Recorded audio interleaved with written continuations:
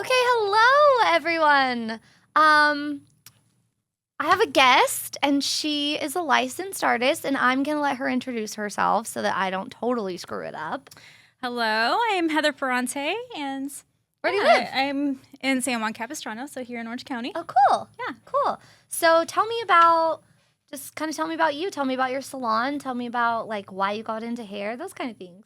Yeah, so why I got into hair, it actually runs in my family. My dad did hair. Dang. Yeah, so Fun. my dad totally did hair. My sister does hair. Oh my gosh. In St. Louis, and it was just one of those things that I always wanted to do, and I didn't do it. I only went to school back in 2016, and went straight into NBR actually right after I graduated. I graduated, yeah. So how's that journey been for you transitioning? Because you didn't have the however many years of like slaving behind the chair. Like you just went straight into implementing all the things. Yeah, I did. It was actually really great, and I would really highly recommend it for any new stylist to be able to just go in, because it felt like it was doing the master's for hair education. And I mean, it really has changed the whole hair game for me, because I was able to do that right out of beauty Right school. out of the gate, yeah. Well, and like I said, you didn't become like a slave to all these bad habits. Right. You went right out of hair school and you did that. So Yeah. do you own a salon? Do you work in a salon? I work in a salon. I booth rent. Cool. In a salon in San Juan, and yeah, I absolutely love it. It's really So great. when did you become licensed? In 2021. So I was one of the first. Ooh. Yeah, so I was like, yay, so exciting. You're like, I did it. Yeah, did it, and been a part of Mastermind. I was in the group that had to do 30 doll heads to get into Mastermind, so that was really fun. But yeah, it's been a really amazing journey, and I'm just so thankful for the tribe and for what Danielle and all of you guys have just sewn into us for so long, and it's just been amazing. Yeah. Cool. Okay, so what is your favorite part then? Because we have no bad habits to talk about. Lucky, like you didn't have to do any of the hard things, which is great because it gets your mindset into it like right away. You're like, no, I'm not doing that. So what has been like your favorite part inside of the academy then? I think that you just wish you could shout from the rooftops to everyone. She's like, shit, I don't know. Oh, that's a great question. Let's see here. My favorite part, I think coming to intensives and coming to Academy Convention, just being with everyone, I think that's what kind of lights my fire. Yeah. Just really being around everybody and knowing that, you know, there's a commonality, there's common passion. You know, we all love hair, but we all, you know, want to make an impact and make a difference in whatever we're doing. And so I think that's really what kind of lights me up about it, because, you know, it's exciting, it's fun, and everybody does a great job of just like putting everything together. So I think that's been probably my favorite part, is like coming together as a tribe. And I love that part too. I'm like, oh, everyone's the same. Well, a lot of the time, like hairstylists, I mean, I don't know other professions because I'm not in another profession, but from my experience, like other hairstylists are just so catty. They're like so competitive and so whatever. Have you had to experience that at all since doing hair, or not really? I haven't really experienced it. Thankfully, I've been in some really great salons along the way. Yeah. And, you know, just even moving down to Orange County, I was in Northern California for the last 20-something years. And yeah, so I haven't really had that experience, which I'm thankful for. I would be thankful for that too. Right. Dang, your whole experience. I'm like, wow. No, it has been a good experience. I feel like because I started later on in my life, even that I knew what I wanted going into it. And, you know, when I went to hair school, I knew that I didn't want to stand behind the chair and slave for $10 an hour. Like that was like no deal for me. And then when I was in school, like while I was in school, I was researching what the highest ticket item in the salon was. How smart. And I wanted to go after that. Dang. And so then a friend actually introduced me to MBR BMS and the whole thing and said, I think you should check this out. So I did, and here I am. So how has it kind of like affected your life, like joining NBR from the get-go, learning all of these like tools that you have to like set up your successful life? Like how have you like seen success in that, whereas before you did hair, like do you notice a difference? I think going through academy really helped me with my confidence. Mm-hmm. It helped me because like even through my history before, like I struggled with a lot of fear. Yeah. I struggled with a lot of intimidation and just like even having consultations or, like, you know, whatever is, I'm like, I don't want to talk. I don't want to talk in front of a camera. Right. I don't want to do any of those things. You're like, and, no. Yeah. And so I think I remember even just going to BMSCon 3 for the first time to get certified. I was terrified of just like holding up my phone and wanting to like do a live video. Garrett's like, hey, turn it on. And I'm like, no. And like, I would just hide or. You're like, I don't have a phone. Yeah. I'm like, no, I didn't bring my phone this time. But no, it was really, I think, yeah, that's like just pressing in and like overcoming a lot of like the different things that would hold me back from wanting to be successful. And because I even think I had a fear of being successful. Oh, weird. Like it was just really, it is kind of weird. But that, I don't know, for like intimidation sometimes. You know what I mean? I feel like on some level, like, I mean, now that you said that, I was like, well, I guess maybe I probably felt like that too. And I wonder if everyone feels like that because on some level, you're like, well, if I become successful, then who am I? Like, what am I going to do? Or what are people going to think of me? Or I remember living in the town that I live in, someone said to me, like, you can't buy a new car because I had mentioned I want to buy a new car. And I was like, I want this Telluride or I want this. And they said, like, oh, you shouldn't do that because if you buy a nice car, then people are going to see that you have money and then they're not going to want to support you. Mm-hmm. And that gave me this kind of fear that I was like, oh, well, and I kind of sat with it for a minute and, you know, let the story continue in my head, like round and round. And I finally, I mean, it took me a week or two, but I was like, wait a second. I'm like, why do I even care? Right. Why can't I buy the car I want? I worked my ass off for the car I want. Mm-hmm. And so for somebody to be like, oh, well, no one's going to come to you if you're successful. And I was just like, what? So it was a weird, so maybe you're right. Like, I wonder if a lot more people do actually feel like afraid to be successful because that is also a struggle in and of itself. Right. Yeah. So are you coming to convention this year? I am, and I cannot wait. Woo! Yeah. It's the highlight of the year. Yeah. It is the highlight of the year, especially because what you're saying, like the whole energy. I don't even know. Sometimes I can be like, like I'm really excited to go to convention. I love doing MBR, but like, it's like several days out of my week. Obviously not now, like being a trainer. Yeah. But like when I was a student, I was like, well, you know, trying to not like find excuses sometimes, but to be like, okay, this is really hard. I have to take all these days off. I have to find a babysitter. I have to do all these things. And then once I get there, I'm like, oh, yep, that's why. Right, yeah. And then you leave and you're like, I'm getting shit done. I'm firing everyone. I'm raising my prices 10 times. Like, you just have this fire that you're just like, no, this is what we're doing. Mm-hmm. I really wish they would go back to like quarterly conventions.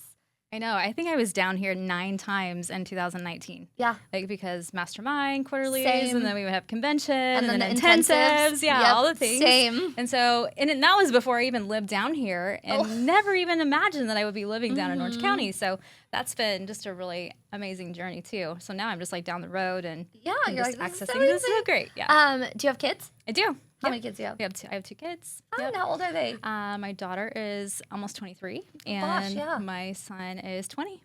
Yeah, my daughter's getting married in June, which is super exciting. So she just got engaged over New Year's. She has in the past. She doesn't right now. She has really long, thick hair. Lucky. So yeah. You're like, I mean, just saying if you want that for your wedding. I know, girl. That's so funny. Yeah. That's fun. Yeah, so just celebrated our 25th wedding anniversary in October. Oh my gosh, you made it such a long time. Yeah, so that's really amazing and have an amazing husband and good. And he's been super supportive of you? Super supportive. The whole way? Yep. Oh, probably if you've been married for 25 years. Yeah. At first though, like going to beauty school, initially that was like a no. What did you do before that? So we've been in like full-time ministry. Oh, yeah. Like for the church? So like pastors, like worked in church as pastors and leaders and did a lot like with music and traveled and did itinerant stuff like all over the world and things like that. So and we still do that. Life. Yeah, so we still do some stuff of that. Like that. Yeah. Does he still? Is that what his job is? He still does that. He does that, and then he does high-end business consulting. Oh, fun. So you're just really you're like I have like all these different things going on. Yeah. So, if you had advice to give to somebody that's like considering either well, let's just go considering academy. Like, what would you tell somebody if they're like, oh, like, that's a lot of money. You guys drink too much Kool-Aid. Like, what? If somebody came up and was like, okay, tell me your honest opinion. Should I do it and why? I would say yes, 100%. And I would say start finding out a way that you can do it rather than telling yourself the lie that you can't do it. Because I think any of us, when we want to do something, we actually find a way to do it. And I think when we choose not to do it, it's because we're either living in that place of insecurity or unbelief of ourselves or the limiting beliefs, all those different things that just hold us back. And I think when you're feeling stuck, you need to run into the face of fear and bust it open. Do it scared. Wide. Yeah, do it scared, because if you don't, then you're going to live with regret. And I don't think any of us in this life actually want to live with regrets. No. So I would say 100% do it, and then start asking yourself, how can I actually make this happen? What can I do? Like, go around your house and find things in your house that you can actually sell that you're not using. They're just taking up space on a shelf. Right. And sell it on Facebook Marketplace. I mean, that's one really great way just to make a, extra $1,000. Like, right. So it's like, imagine how much crap we all have in our house that so we don't true. actually use. Yeah, so I think where there's a will, there's a way. Yeah. And start overcoming your own objectives, because whenever you're telling yourself those stories that I can't, you start believing those things. And to me, those are just lies. Those are things that, we actually can overcome, and we want to step into it. But if we're always telling ourselves no, then we're always going to have a no. And then, that's going to be passed down to the generations. Yeah. Oh, yeah. And that's kind of So did you kind of have that mindset before the academy? I did. In ways. Good. Yeah, in ways. And I think in other ways, no. Like, obviously, you're always growing. Like, want to be teachable and learn, learn different things. But I think one of the things that really helped me, even through academy, was just seeing the ability to be able to thrive. And I love this community, how, everybody pushes us to just be the best version of you that you can be. Yeah. You know what I mean? And just go after that. So. And which is so nice, because honestly, the best version of you is different than the best version of me. Yeah. And it's so nice to be able to, even for me as a trainer, coming into the class and hearing different stories and hearing people's different whatever, just the little struggles that they overcome, even as little as beadwork, where you're just oh my gosh, that was the teeniest thing and it changed my whole life. Right. And I think that too, I often, at least for me, I was in my head with all my stories all the time about everything. And I quite honestly, I don't think I recognized that until after I went into the academy and I learned the BMS side and more the core 4 type of things, where I was oh my gosh, and it's true. I started to ask myself, well, why can't I do that? And because every story, I'm well, I can't do that. Well, I can't do that because I live in a small town. I can't do that because no one's going to drive 2 hours out of their way. Or I can't do that because people here charge $10. Right. Yeah. And so, and I would just ask myself, after getting into it, I'm well, why can't I do that? And what's funny is I ran out of excuses. When you ask yourself, well, why can't I do that? Then you don't have any excuses. That's true. Because you're well, why can't I? And then you're well, because I don't have anything. Yeah. No one is stopping you. Right. Maybe if it's against the law, maybe, but you still could do it if you really wanted to. Yeah, I think oftentimes we are the person that stops ourselves, because I feel a lot of times people are encouraging us, or maybe they're not, but I think oftentimes it's our own thought process, our own self that's saying, no, don't do it, because you have history in this, and you have history, or, just whatever it is. I feel we get stuck and don't allow ourselves to get unstuck. So how do you get unstuck when you're stuck? How do I get unstuck? I usually try to just make myself do it. If I'm struggling with something, especially if I'm afraid of something, then I have to do this thing. I remember years ago, right after all the terrorist attacks and everything were happening, I was going to go on a trip to Brazil. You're getting on a plane. And I'm getting on a plane right after this huge attack. And I'm I'm going to book my ticket on the particular airline that crashed the Twin Towers, because I'm going to face this fear. And I'm going to go live for 7 weeks in the slums of Brazil. and on the highest drug trafficking street of the whole of South America because I'm afraid to die. And if I don't die there, then I'm going to be good. So it's like facing your fears, like choosing to run into them. Yeah. So if you're afraid of academy or you're afraid of like pursuing a dream in your heart, then it's like one of those things you're like, oh, okay, like if I really want to do this, then I need to figure out a way to do it and run into it. I mean, that is a good, brutal way to not be scared of things. With me, I'm like, okay, I'm really scared of that. Here's my pros and cons, and here's all the things, and I'm like, you know, I just have to sit and think about it, and I'm like, okay, Sarah, you're being crazy. Like, I mean, this is way kind of off topic, but sort of. So my husband wants a baby, and my youngest is 6, and I'm like, nope, hard no. And he doesn't have any kids, and so we've talked about it so many times, and it's so hard for me because I'm terrified. So your advice is garbage. Oh. I'm just kidding.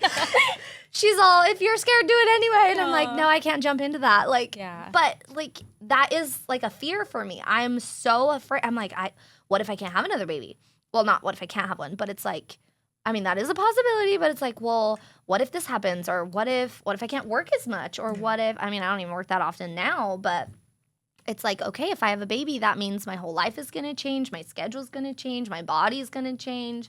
My hormones are going to change. And so I have found that like even the things inside of BMS have kind of helped me make decisions like that because I sometimes am like, okay, I'm getting all worked up about this. I'm getting all in my head about this. Like I need to just either make a decision or like take it off the table. Yeah. And I think that comes back down to, you know, what's working and what's not working. Yeah. You know, and that's one of the main things that we learn in academy. Oh, yeah. Okay. I use that on all everything. The different things. It's like, okay, take a hard look. Like what's working and what's not working. And can you actually see your life? Like maybe ask yourself the question, well, what would my life actually look like if I had another child? And what could that person bring into the world that could make a difference? I do that with everything but a baby. Yeah. Because I'm like, oh, like if I bought a house, I'm like, what would that person look like? Or what would that person look like if this? Like, how would I show up differently if that's the life that I had? And it forces you to actually show up differently because you're like, okay, well, if I'm making $1 million this year, $1 million stylist doesn't show up at work in sweatpants. Right. So I'm going to dress like I already have $1 million. And before you know it, you're like, oh, dang, I just made $1 million this year. Yeah. So do you like how I keep looking at my pretend watch? Like, Pretend watch. It's not even a time thing. Yeah. So I wish I could just shout it from the rooftops. I'm like, everybody forget like the MBR portion. I mean, everybody should do that also if you're doing hair, but like even just like the lifestyle change, like the mindset shift that allows you to be successful and to have whatever you want. Right. I'm like, everybody needs that, and I would love to shout it from the rooftops. Yeah. I can remember we were doing an event for more of like a church gathering that we were doing and holding a conference. And I remember standing up and getting ready in my closet, and I was struggling with wearing my Gucci belt in this church conference. Right. And I'm like, it's a belt. Like, but I mean, it's a nice belt, but it's like, I had a mindset there. Like, okay, well, if I'm doing church stuff, then I probably shouldn't wear my Gucci belt. But then I'm like, well, wait a minute. No, why? Like, I need to be congruent in all the parts of my life, not just, you know, be this person for this person and this. You gotta be true to you, like through and through. Well, and also you earned it. Yeah, like, absolutely. You worked your ass off. Right. And I mean, there are probably I would say maybe half of those people that wouldn't even know what kind of belt it was. Right. They'd be like, oh, that's a cute belt. Yeah. I actually had somebody the other day. It's hilarious. They're like, oh no. Hey, they're like, is that a CoverGirl belt? I'm like, it was like my double CoverGirl Gucci belt. No. And no, not quite. You're like, I didn't even say anything. I didn't even explain. I'm like, okay, it's good. You're like, even know. No. Yeah. You're like, no, it's good. fine. It was really cute. I got it at Walmart. Yeah. Yeah. It was funny. That is funny. Yeah, that's good. Well, I'm so excited for convention. I'm excited for you to come to convention. I'm excited for the Licensed Artist Day. Are you leaning more towards like, oh, like I want to train and teach, or are you just kind of like, I'm kind of chill, like doing my own thing? Yeah, I would love to. I love being in leadership. I love being able to. Well, yeah, you kind of are doing that with church too. Yeah, so always been in that kind of role in different parts of my life. Yeah. But Yeah, I think that'd be really great just to be able to help mentor other people. So you're real excited for convention. Yeah, you're that'd be great. Like, hi. Day 4 is going to be really fun pre-convention. And I'm excited. Looking forward to seeing how that goes. And yeah. Cool. Well, again, let me try to close this out like Danielle. Hold on. Let me get my hair good. Yeah, so if you guys are like interested in MBR, if you guys do hair, if you've been watching the podcast, like usually it's Danielle. This is my first time hosting, so here we are together. But let yourself consider like what we are talking about today. Like, why can't you do something for you? Why can't you join the academy? Why can't you put yourself first? Because at the end of the day, like, you're the only one that's going to put yourself first. It's true. You're the only one.